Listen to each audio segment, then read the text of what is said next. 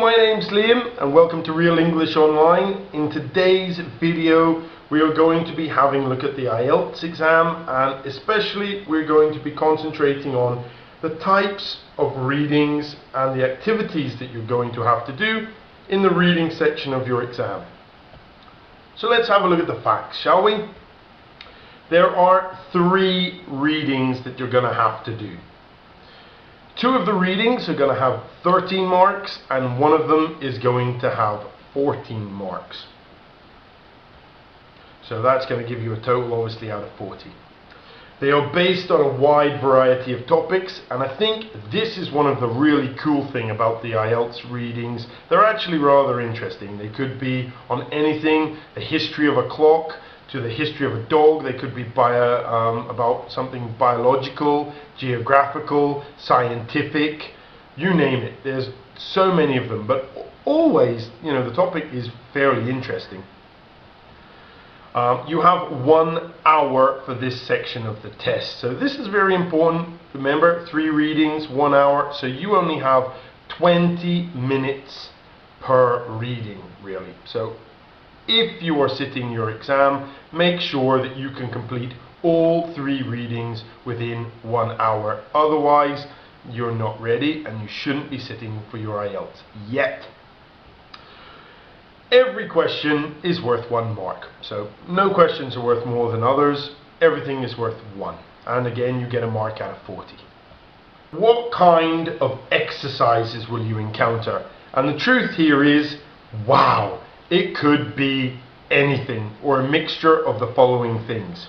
First of all, you have the classic where they'll give you a question, an A, B, C, D, and you've got to answer the question by picking one of these. Your standard multiple choice.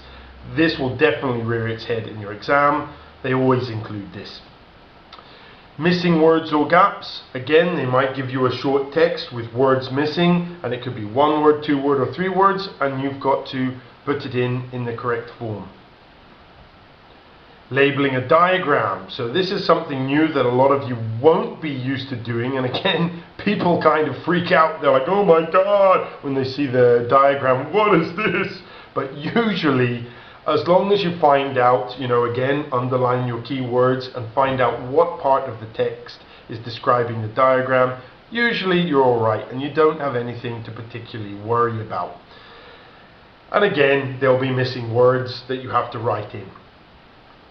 True, false, and not given. This is a love-hate relationship. Some students hate these questions, some love them. And again, this will definitely pop up in your exam. They either say true, false, or not given, or yes, no, not given. So true means the sentence that they have given you is that the information is in the text.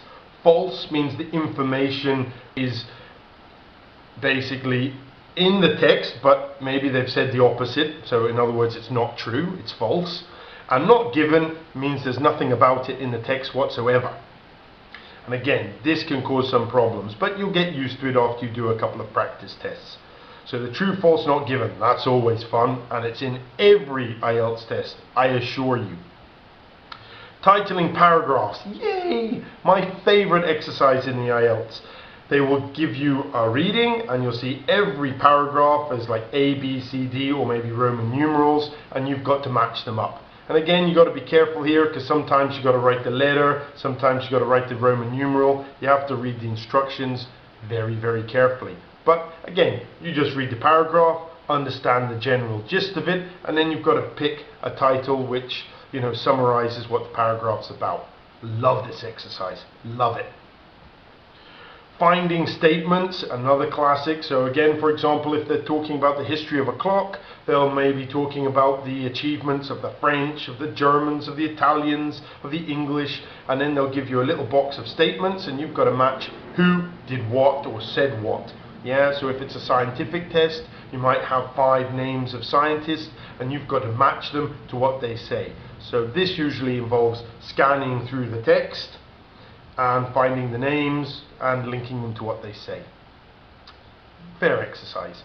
So as you can see, there are a wide variety of activities to expect, and to be honest, as I've said here, every Ielts test will include probably these exercises, and it will be a mishmash of them.